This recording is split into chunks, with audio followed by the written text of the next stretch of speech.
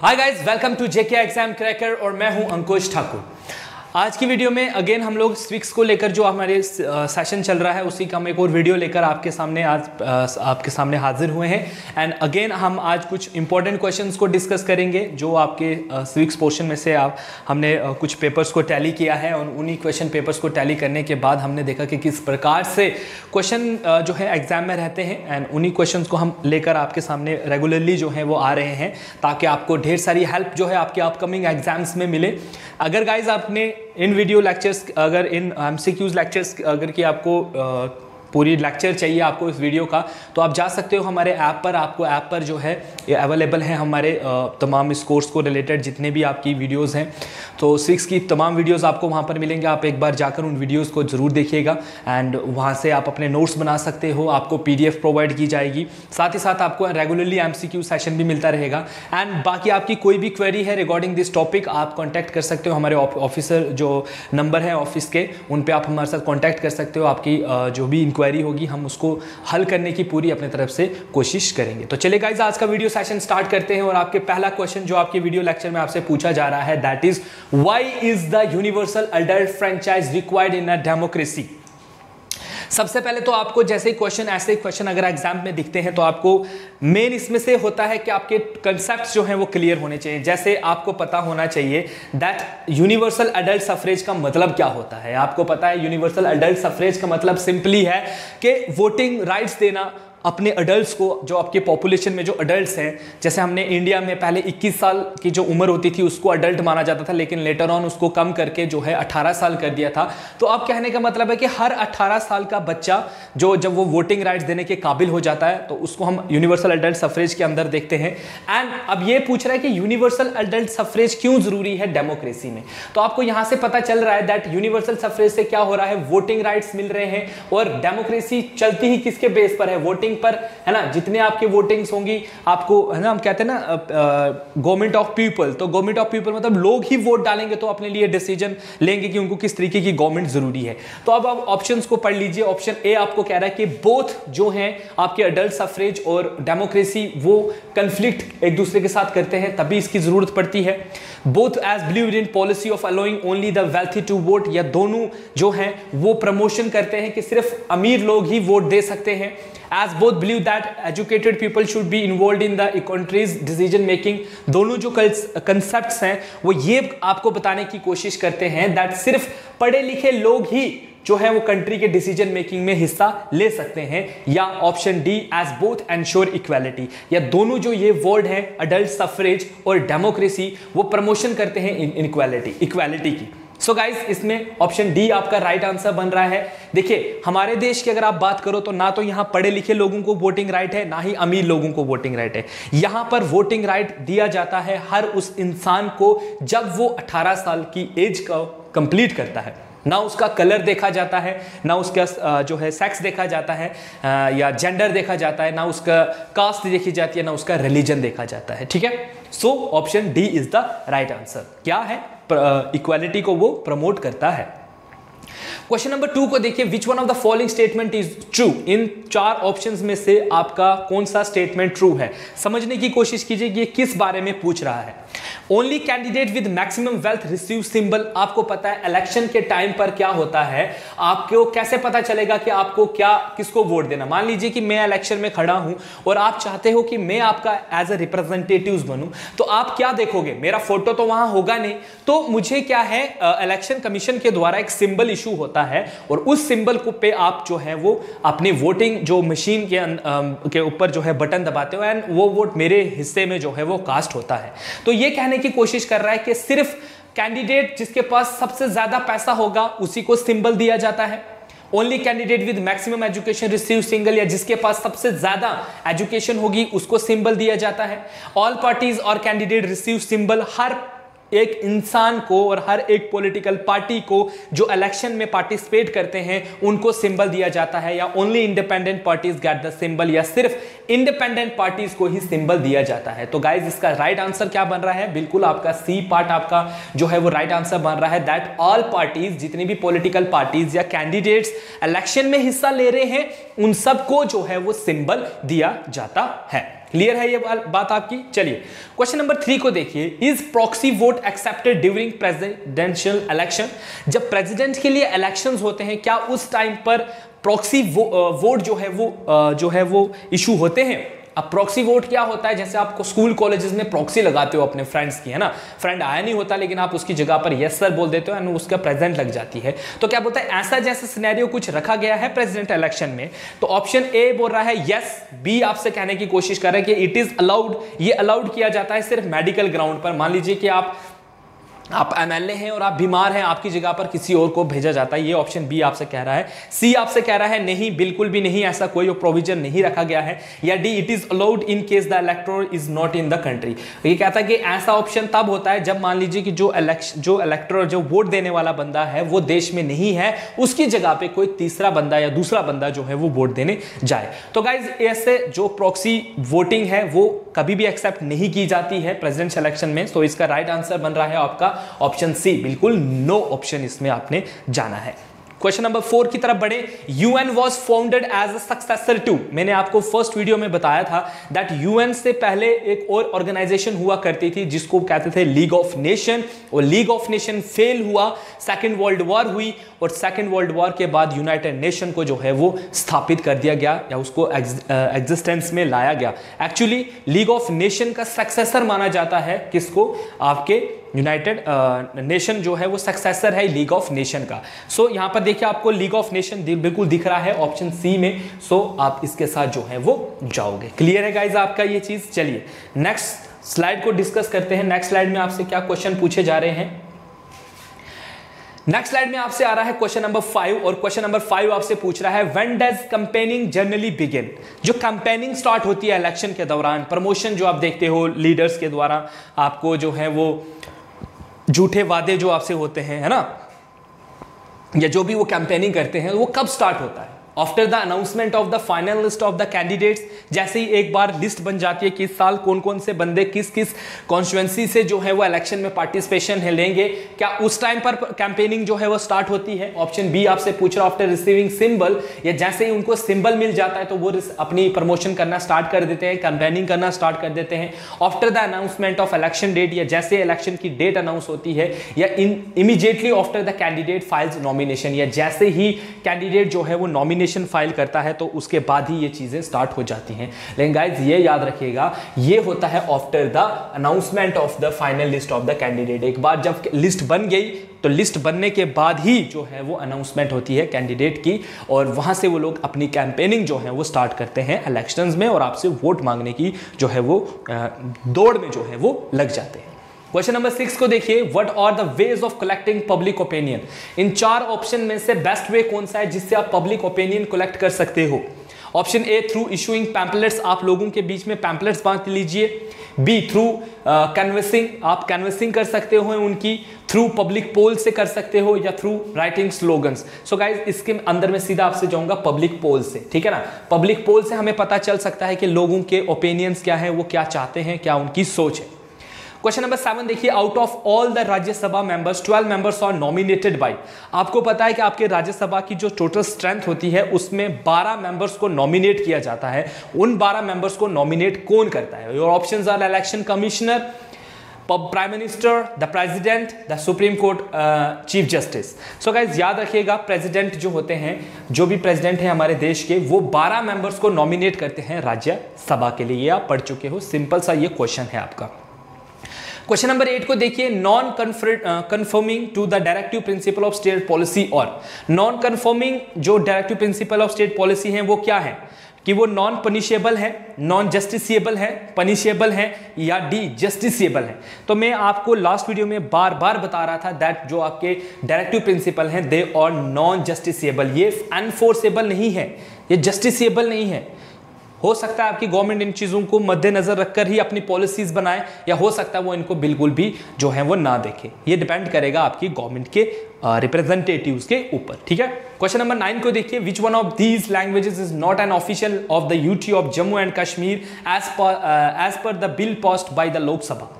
लोकसभा का जब bill pass हुआ था इनमें से कौन सी लैंग्वेज जो है वो UT of Jammu and Kashmir के अंदर नहीं है? Option A is Urdu, B Punjabi, C Dogri, D Kashmiri. तो ये सारे लोग आप देख, उर्दू भी है, डोगरी भी है एंड कश्मीरी भी है, एक्सेप्ट आपकी पंजाबी को छोड़कर। Punjabi is not enlisted in the जो आपकी ऑफिशियल लैंग्वेज है UT of Jammu and Kashmir की, उसमें ये नहीं है। ठीक है, चलिए नेक्स्ट स्लाइड को डिस्कस करें। तो क्वेश्चन नंबर 10 आपसे पूछ रहे हैं एंड क्वेश्चन नंबर 10 आपसे क्या पूछ रहा है? That the area based system of representation for election is called. क्या कहते हैं उसको? जिस एरिया हमने देखो ना, हमने अपने इंडिया को क्या किया हुआ है, इलेक्शन के बेस पर हमने इंडिया को एक यूनियन हम मानते हैं, इंडिया एक कंट्री है, उस कंट्री को हमने अलग अलग हिस्सों में बांटा हुआ है। उन हिस्सों को क्या कहते हैं? क्या उनको म्युनिसिपैलिटी कहते हैं, क्या उनको सेक्टर कहते हैं, क्या उनको कॉन्स्टिट्यूएंसीज कहते हैं, या क्या उनको लेजिस्लेशन कहते हैं? तो गाइस आपको याद होगा, उनको कहते हैं कॉन्स्टिट्यूएंसीज। तो हमारे इंडिया में सबसे पहले तो इंडिया को डिवाइड किया गया है स्टेट्स के अंदर एंड हर स्टेट के अंदर अलग अलग कॉन्स्टिट्यूएंसीज होती है। ठीक है, चलिए क्वेश्चन नंबर 11 को देखिए। Universal adult franchise is based on the idea of, किस बेस पर है आपका आइडिया ऑफ जो यूनिवर्सल एडल्ट सफरेज है? क्या वो डिस्क्रिमिनेशन को प्रमोशन करता है? क्या वो बाइस को जो है वो प्रमोट करता है? क्या वो इनइक्वालिटी को प्रमोट करता है? या क्या वो नॉन डिस्क्रिमिनेशन को प्रमोट करता है? तो गाइज बेसिकली क्या है, इट प्रमोट नॉन डिस्क्रिमिनेशन, कि आप किसी के साथ भी कोई भी किसी भी प्रकार का भेदभाव नहीं कर सकते हो रिगार्डिंग वोटिंग को लेकर, कि वोटिंग जो राइट्स हैं वो सब लोगों को मिलेंगे, चाहे वो काला है, चाहे वो गोरा है, चाहे वो लंबा है, चाहे वो छोटा है, चाहे वो किसी भी सेक्शन ऑफ सोसाइटी से बिलोंग करता है, उसको जब सिंपल इन्होंने क्या रखा हुआ है, क्वालिफिकेशन फॉर द वोटर। आपको वोटर किस बेस, जैसा आप एक एग्जाम के लिए तैयारी कर रहे हो तो आपके लिए एक क्वालिफिकेशन मैटर करती है कि आप ग्रेजुएट होने चाहिए, वैसे ही आपके लिए वोटिंग के लिए एज क्वालिफिकेशन सिंपल इतनी है कि आपकी एज जो है वो 18 साल की होनी चाहिए और आपको जो है वो वोटिंग राइट मिलेगा।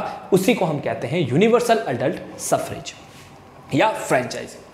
क्वेश्चन नंबर 10 को देखिए, what do you mean by the universal adult franchise? बताइए क्या है? It refers to saving scheme, it refers to system of adult Indian education, it refers to a system of allowing all adult Indians to vote, it refers to practice of allowing only adult Indians to be employed. So option C is the right answer. बिल्कुल, जब से ये words आ रहे हैं regularly मैं इस चीज़ के बारे में आपको बार बार बोल रहा हूँ कि इसमें सिंपली क्या है, ऑल एडल्ट जो है इंडिया में वो वोट दे सकते हैं। क्वेश्चन नंबर 13 को देखिए, फंडामेंटल राइट्स हेल्प्स इन, जो हमारे फंडामेंटल राइट्स हैं वो किस चीज में हेल्प करते हैं हमारी? प्रोटेक्टिंग मैन अलोन, सिर्फ इंसान मेल को प्रमोट करते हैं। रूलिंग एफिशिएंटली करने में हमें मदद करते हैं। Protecting humans in general, protecting women alone. So guys इसमें हम लोग जाएंगे ऑप्शन सी के साथ, that is protecting humans in general. Basically जो फंडामेंटल राइट्स हैं उनको देने का मतलब ये है कि आपकी जो जरूरत की चीजें आपके लिए चाहिए वो आपको मिल सके। जरा सोचिए, अगर आपकी लाइफ से मैं आपकी मतलब जो भी आपका जिस आप इंडिया में रह रहे हो और आपकी लाइफ से मैं फंडामेंटल राइट्स को निकाल दूं, पीछे आप क्या बचोगे? You are no more than like a slave. इससे ज्यादा आप कुछ भी नहीं हो। आप बोल नहीं सकते हो, आप कुछ कह नहीं सकते हो, आप जितने भी आपके फंडामेंटल राइट्स हैं वो चीजें आपको मिलती हैं। आप कहते हो ना ये मेरा राइट है, तो अगर वही राइट मैं आपसे छीन लूं तो क्या बचेगा पीछे? तो basically generally promoting humans in general. ठीक है, क्लियर है ये चीज गाइज आपकी? चलिए नेक्स्ट देखते हैं question number 14 and question number 14 आपसे क्या पूछ रहा है? Which of the following statement is true? Fundamental rights को लेकर ये पूछ रहा है, that is fundamental rights exhort the government to do certain things. वो गवर्नमेंट को जो है रोकता है कुछ चीजें करने से। Fundamental rights mainly protect the right of individual while directive principle ensure the well being of the entire society. Directive principle mainly protect करते हैं rights of the individual, while fundamental rights ensure करता है कि हमारे पूरी जो society है वो इक्वल होनी चाहिए। Directive principle ascertain the government to from doing certain things. तो गाइज इसमें सिंपली आपका याद रखिएगा, आपका आ रहा है option B, that is fundamental rights जो है ना वो प्रोटेक्ट करते हैं राइट्स ऑफ द इंडिविजुअल, इंसान के लिए जो राइट्स जरूरी हैं उनको देने की बात करता है। और डायरेक्टिव प्रिंसिपल जो है वो बात करता है कि हम सब वेल बीइंग हैं और हमें एंटायर सोसाइटी के लिए कुछ अच्छा करना चाहिए। क्वेश्चन नंबर 15 को देखिए, when is the tendered vote use? Tendered voting कब यूज होती है गाइज आपकी? Option A, when your vote is challenged if someone else has cast the vote in your name, in case of violation of secrecy of your vote, when the EVM machine gets spoiled. तो simply आप याद रखिएगा कि tendered votes क्या होते हैं? जब आपकी जगह पर कोई दूसरा बंदा आपके नाम पर वोट डालने जाए। अक्सर ऐसा इलेक्शंस में देखा जाता है, उसको हम क्या कहते हैं, टेंडरिंग कहते हैं। क्या कहते हैं उसको, हम कहते हैं टेंडरिंग। क्वेश्चन नंबर 16 देखिए, पंचायत एंड द म्युनिसिपल और कंट्रोल्ड बाय। पंचायत और म्युनिसिपल को कंट्रोल कौन करता है? क्या उनको सेंट्रल गवर्नमेंट कंट्रोल करती है, स्टेट गवर्नमेंट, गवर्नर और प्रेसिडेंट? तो सिंपल ऐसे याद रखिएगा, इंडिया में इंडिया कंट्रोल करता है स्टेट्स को और स्टेट कंट्रोल करती है पंचायत को, क्योंकि इन्हीं के कॉम्बिनेशन से स्टेट पंचायत और म्युनिसिपैलिटी जुड़ेंगी तो स्टेट बनेगी और स्टेट जुड़ेंगी तो आपका इंडिया बनेगा। तो basically option B is the right answer. Question number 17 देखिए, one of the criteria while filing nomination is. जब आपने नॉमिनेशन फाइल करना है तो आपके लिए क्या क्राइटेरिया होना चाहिए? Should be more than 35 years of age, आपकी 35 साल से उम्र ऊपर होनी चाहिए। Should have completed a minimum graduation, आपकी क्वालिफिकेशन जो है ग्रेजुएशन होनी चाहिए। Should not process property valued more than 15 crore, 15 crore से ज्यादा आपकी प्रॉपर्टी नहीं होनी चाहिए। या D, should not have citizen in more than one country, और आप सिटीजन जो है आपके पास एक ही कंट्री की होनी चाहिए, इससे ज्यादा आपके पास 2 या 3 सिटीजनशिप के अंदर अगर आप इंडिया के भी सिटीजन हो, आप फॉरेन के भी सिटीजन हो और आप फिर इंडिया में नॉमिनेशन कर रहे हो, तो क्या बोलता वो क्राइटेरिया है। सो गाइस इसमें राइट आंसर बन रहा है आपका option number D, that is आपके पास सिटीजनशिप एक ही कंट्री की होनी चाहिए, एक कंट्री से ज्यादा आपके पास सिटीजनशिप जो है वो नहीं होनी चाहिए। अगर आपके पास मोर देन 2 एक कंट्री से ज्यादा सिटीजनशिप है तो आप नॉमिनेशन कभी भी फाइल नहीं कर सकते हो। इसी के साथ क्वेश्चन नंबर 18 आपके लिए आ रहा है, struggle for democracy is mostly associated with. हम कहते हैं कि हमारा स्ट्रगल चल रहा है डेमोक्रेसी के साथ, तो वो किस चीज के साथ एसोसिएट करता है, जोड़ता है आपको? Dowry system, child marriage, universal adult franchise या अडल्ट एजुकेशन। तो स्ट्रगल फॉर डेमोक्रेसी जो आ रहा है गाइज आपका, इसमें ऑप्शन नंबर सी आ रहा है, that is universal adult franchise का कंसेप्ट इसमें आएगा, जो है स्ट्रगल फॉर डेमोक्रेसी एसोसिएट कर रहा है। When was the first general election in India held post independence? ठीक है, इंडिया में पहली बार इलेक्शंस कब हुए? तो ऑप्शंस हैं 46, 47, 51, 55। सो गाइस पहले जनरल इलेक्शन आपके इंडिया में हुए हैं 1951 में।